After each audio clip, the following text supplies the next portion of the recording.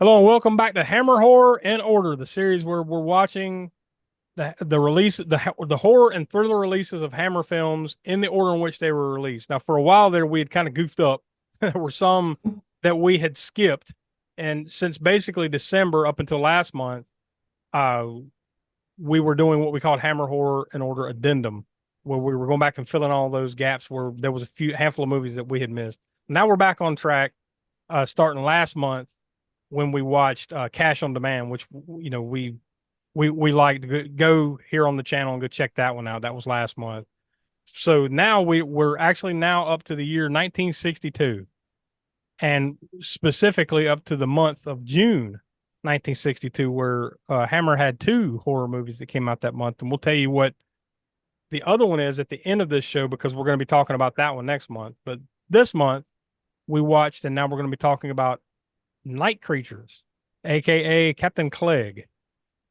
This is one that I had seen imagery from, like those guys on the horses and everything. I'd seen that 1,000 times, but I had never sat down and watched this movie until now. Donnie, what about you? Yeah, same. Yeah, I had seen the I guess it was the what do they call them? They call Phantoms, Phantom. Phantoms. Yeah. I had seen imagery of that as well, and it kind of it was kind of spooky and kind of reminded is going to be obviously way different, but it kind of reminded me of the Ghost Army from Bed Knobs and Broomsticks. It kind of reminded me of that. But yeah, it was kind of creepy. But yeah, this is first time watch for me. So, and Smoke, what about you? Yeah, same here. I remember seeing the images, as both of you mentioned, of the Night Phantoms. Specifically, I think it was in that horror encyclopedia, that one that that kind of like one of my horror movie bibles back in the '80s or late '80s. Yeah, I think But they were even on the cover or something of that, right? Or one of them. yeah, somewhere there, or one of those they were, yeah. Yeah. And I had a big image of it, and I mean, I always thought it was a cool image, and it kind of reminded me a bit like sort of a the Templar Knights of we've watched Tombs of the Blind Dead, I believe, on here. Yep. Although not as they weren't supposed to be like zombies like that or whatever, but similar, not similar as thing. yeah, a different look, not as gory as that. This is more like Yeah, a bunch of dudes dressed up in a skeleton costume kind of thing. So it's not yeah, gory at all, but still yeah. cool. Just think Still cool like look. Johnny from Karate Kid on a horse Yeah, at Halloween, yeah, exactly. But or the Misfits on a horse. this one's, I think, in some ways going to be a little tough to talk about for a few minutes, avoiding spoilers, because I think it would be easy to give spoilers for this because there are certain mysteries afoot that become apparent pretty quick what's going on, but we don't want to quite give it away in us talking about it. So we'll try to avoid that as best we can. But essentially, you've got there's a town of people and some British soldiers. I believe they're British, or no, are they French soldiers? I believe they're French, Okay. but they talk like British. Yeah, yeah, right. Well, that's probably just the Hammer thing, right? They just didn't put on accents. They're just like, well, we have the English accent. That's enough, But they come into this town because they believe there are some smugglers here, and this is during a time period where I guess there were smugglers with alcohol and stuff, right, coming across the water or whatever. So they believe there's some smugglers there, so they're there to look for them. And meanwhile, outside of town, there's these marshes where these phantom riders are. They never really explain exactly what they do, other than just the fact that they exist. So I guess it's just a legend to scare people away, kind of thing. Yeah, I guess I think so. It's a legend to keep people from those types from coming, or anybody coming to the island to mess up their operation. Yeah, to snoop around what's going on here. So Yeah. that's about as far as I want to take it, because I as far as explaining this, because I think you need to see it And if we go much further, we're gonna spoil it for you. So I think overall, it's all obviously it's awesome to see Peter Cushing again, right? He is. Definitely. I haven't watched anything in this series or any other thing for that matter where that dude's in it and it's not at least halfway decent, or Yeah, yeah. he is at least good in it, right? Yeah, I think he's a great enough actor where he can bring up a movie that maybe doesn't have the greatest script. And I'm not even saying that that's this movie that this movie doesn't have a good script, but even when he is in movies that aren't that well written, Yeah, you can watch it just because he's in it because he's such a great actor. yeah.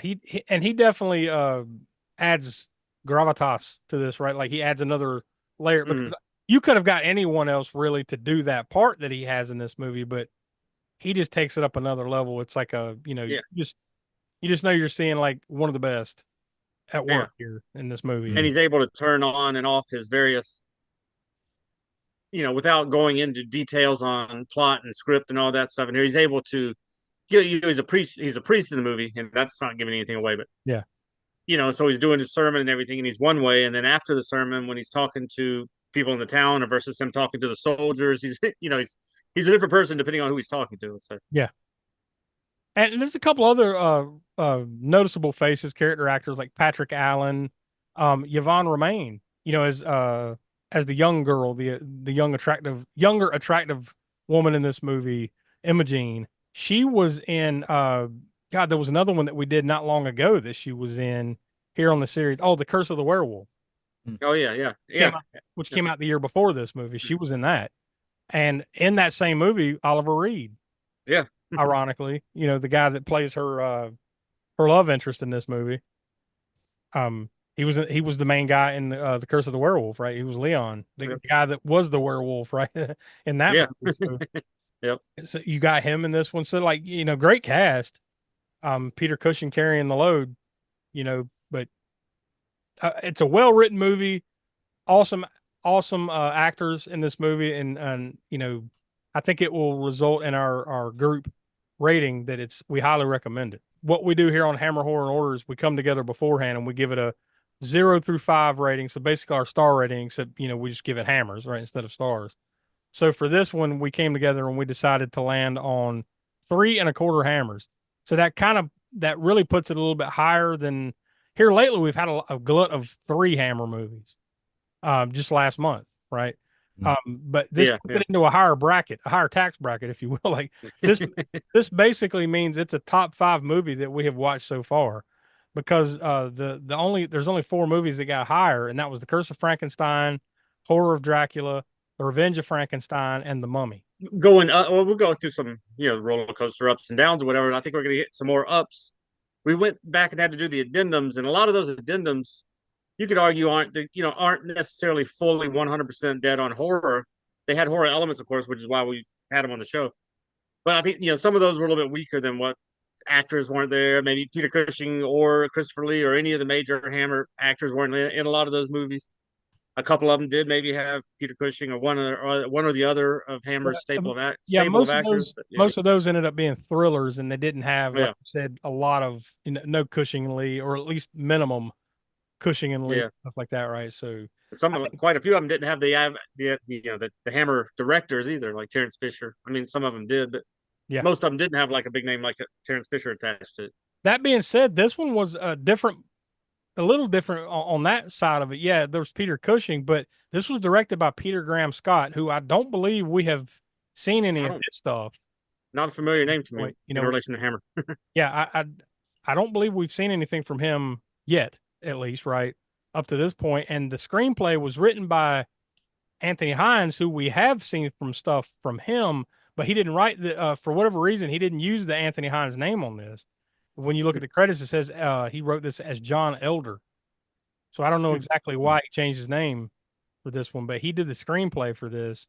And of course, this was you may or may not know that this was based on a book, I believe it was from 1915, called Dr. Sin. And there were various other versions of that movie. I think there was one in the 1930s, and then apparently Disney around the same time of this movie came out with some type of version of it. Basically because of that Disney version, Hammer had to change the name and I guess some story elements to what we have here with Captain Clegg instead of Dr. Sin or whatever. But I think the story is pretty much the same as that original one. But yeah, so you do get a little bit of a difference there with the director and the screenplay being very similar. So yeah, good cast, well directed, heck of a flick. You know, if you're just looking for, I think this is one closer to your prototypical Hammer type output. You know, when you think of Hammer, these are the type of movies that you would go seek out. Yep. I believe. Also, we didn't mention this, but there's a character in here called Dr. Pepper. You know what? Yeah. Yeah. You know, I didn't notice that at all, and then you mentioned it earlier, and I'm like, I don't remember Dr. Pepper. I don't know. I don't remember if he showed up in the movie. Do you remember, Donnie? I know that his name. They kept talking about Doctor. You know, they say, "Well, Yeah. Dr. Pepper," and then they would just call him Pepper a couple times or whatever. But Yeah. Yeah, they did mention that. There was also the guy, I guess the guy they found in the bog, or I guess in the he was the older man, or I guess the really old. The one that was chased by the creatures, the night creatures, Yeah. and then Yeah, I looked at him, I was like, that's the guy, that's the old man from the never ending story. Is it really? no, Yeah, it is. What? Yes, Sid. What'd you think of the mute guy? They just called him the mulatto. Yeah, yeah, and that was a cool. Well, like I said, we're not getting into details, but you know what I'm talking about as far as a certain. The reveal. Yeah. Yeah. That's cool. the old man was Sidney Bromley. Ah, wow. Boy, that's a random catch. That's a deep cut. Yeah, because I sure didn't connect those dots. No, Pretty I mean, cool. when I Because saw, we're talking- you see his eyes, you see his face, you just like real beady looking bird eyes. and we're talking about what 20-something years different later, right? 20-something, Yeah. 23, 4 years later. Yeah, about 25 years later, give or take. See, that's a while later. Wow, and he looked kind of old in this.